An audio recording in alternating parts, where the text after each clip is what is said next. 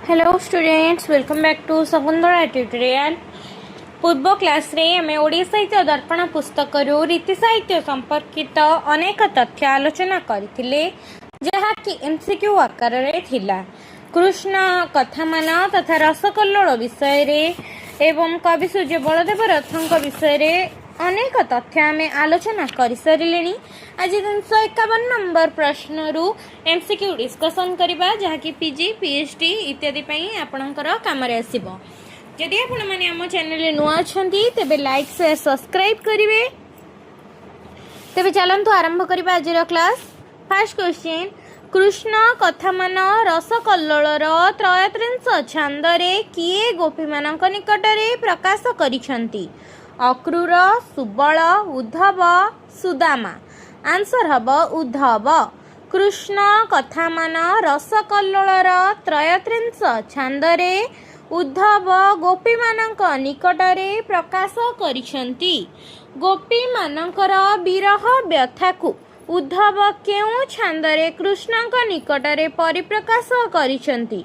चतुर्त्रिंश छंद, त्रयोत्रिंश छंद, द्वात्रिंश छंद, त्रिंश छंद। आंसर अब चतुर्त्रिंश छंद।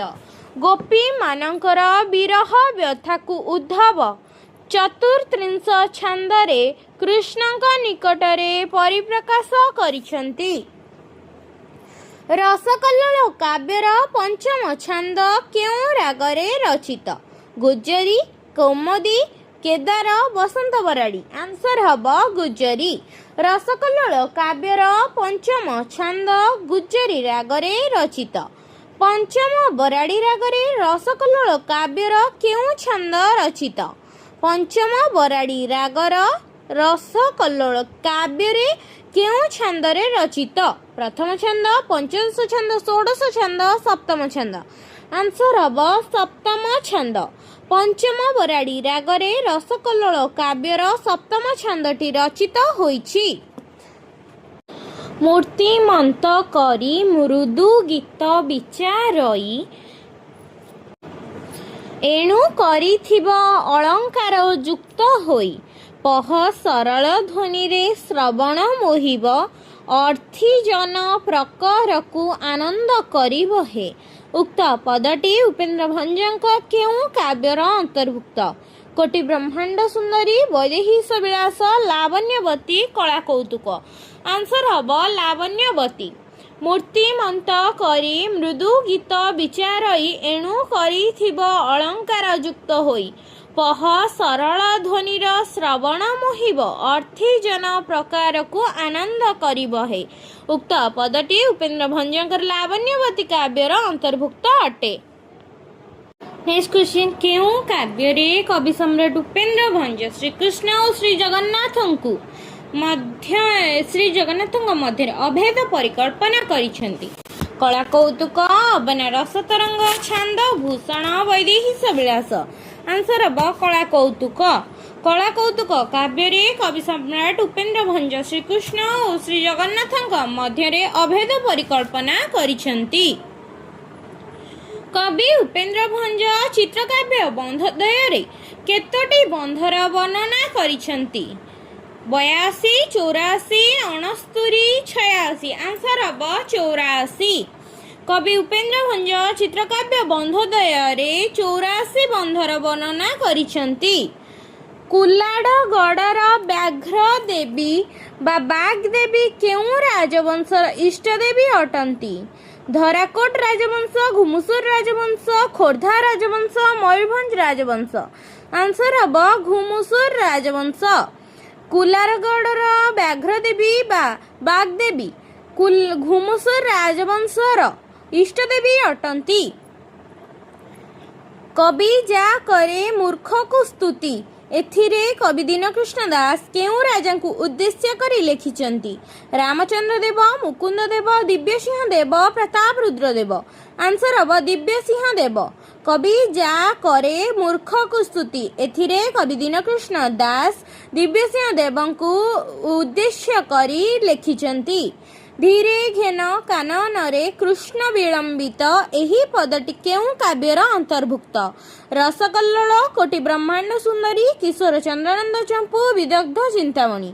आंसर हम विदग्ध चिंतामणि धीरे घेन कानन रे कृषम विलंबित एही पदटी विदग्ध चिंतामणि काव्यर अंतर्भुक्त अटे। 10 पोही रे समुदाय पाद संख्या केते 80 90 100 110 आंसर हम 100। 10 पोही रे समुदाय पाद संख्या 100। मलय शिखरी सिरी चोरी करी बहिलाणी मंद समीर सुमनांक बास चोराई नेबटी बोली कहिलाणी भ्रमर एही पदटी केउ काव्यर अंतर्भुक्त? विदग्ध चिंतामणि रस कल्लोळ रसिक हारावळी लावण्यवती आंसर हम लावण्यवती।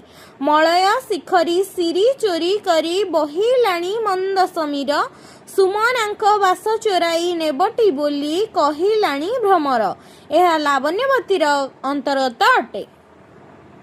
बाधिला जानी क्षमा कर नोहिले रमा रमण दिय दंडे टाली तुम्भकु जगन्नाथ आज मो मनोरथ भरती करी देवी गाली हे कृपा निधि उक्त पदटी केउ पुस्तकर अंतर्गत?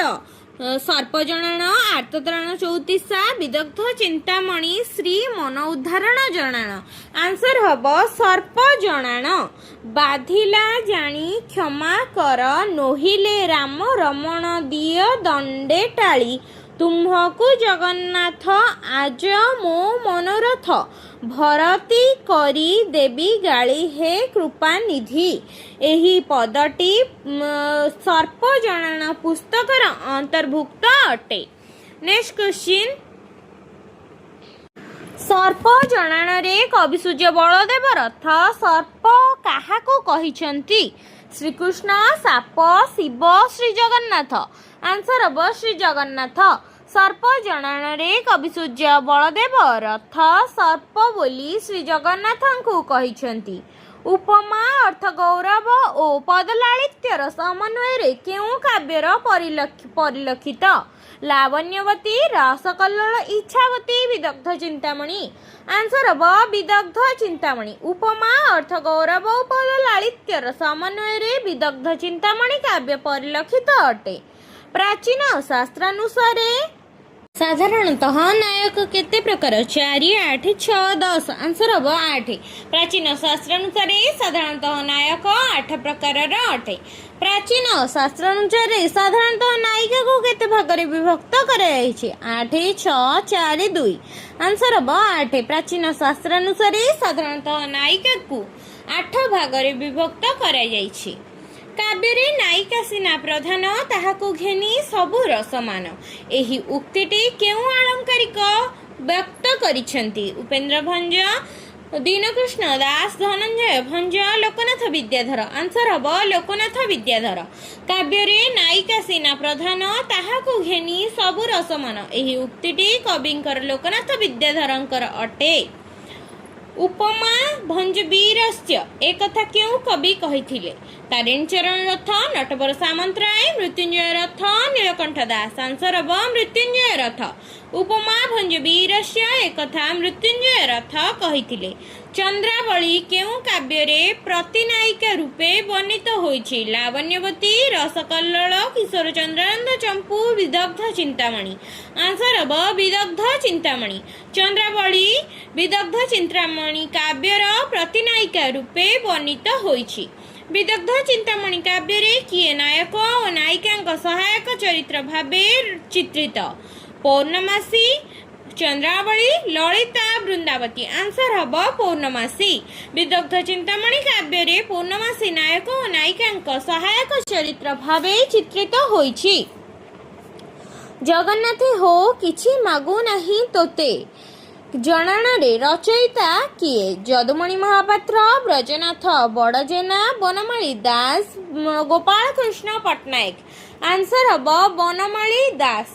जगन्नाथ हो किछि मागु नाही तोते जनाण रचयिता बनमाली दास। संस्कृत उज्ज्वल नीलमणि ग्रंथ को किए बंगला भाषा अनुवाद करथिले? यदुमणि महापात्र महादेव दास सदानंद कविसूर्य ब्रह्मा कविसूर्य बलदेव रथ आंसर हम सदानंद कविसूर्य ब्रह्मा। संस्कृत उज्ज्वल नीलमणि ग्रंथ को सदानंद कवि सूर्य ब्रह्मा बंगाला भाषा रे अनुवाद करथिले। नेक्स्ट क्वेश्चन, खंडिकिया हरिवंश ग्रंथर रचयिता किए? अच्युतानंद दास, नारायण दास, पीताम्बर दास, जशवंत दास। आंसर हम नारायण दास। खंडिकिया हरिवंश ग्रंथर रचयिता नारायण दास। धन्य रथे तुम्भ जन्म शुभक्षणे मृत्युंजय तुम्भे उत्कल भुवने तुम्भ माटी देह ग्रासीछि श्मशान मात्र जशो देहे तुम्भे आयुष्मान। कवि राधानाथ चिलिका काव्य रे काहाको उद्देश्य करी एही पदटी को लिखिचंती? जदमणि दास, सदानंद कवि सूर्य ब्रह्मा, अभिमन्यु सामंत सिंहार बलदेव रथ। आंसर हम बलदेव रथ। धन्य रथे तुम्भ जन्म शुभक्षणे मृत्युंजय तुम्भे उत्कल भुवने तुम्ह माटी देह ग्रासीछि श्मशान मात्र जशो देहे तुम्भे आयुष्मान। कवि राधानाथ राय चिलिका काव्य रे बलदेव रथंकु उद्देश्य करी एही पदटी को रचना करिसंती। ओडिया साहित्य रे प्रथम षोडश लेखक रूपे किए परिचित? उपेन्द्र भंज, धनंजय भंज, लोकनाथ विद्याधर, द्वारिका दास। आंसर हम उपेन्द्र भंज। ओडिया साहित्य रे प्रथम षोडश लेखक रूपे उपेन्द्र भंज परिचित अटंती। ओडिया और संस्कृत उभय भाषा रे कवि सूर्य बलदेव रथंकर केउ ग्रंथटी रचित? हास्य कल्लोल, चंद्रकला, किशोर चंद्रानंद चंपू, कविता कल्लोलिनी। आंसर हम हास्य कल्लोल। ओडिया संस्कृत रे उभय भाषा रे कवि सूर्य बलदेव रथंकर हास्य कल्लोल ग्रंथटी रचित होईची।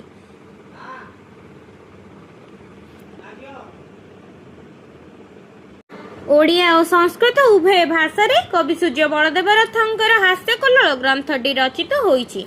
तेबे आलोचना रे आज आमे 378 क्वेश्चन डिस्कशन कले। नेक्स्ट क्लास रे 379 नंबर रु डिस्कशन करिबा।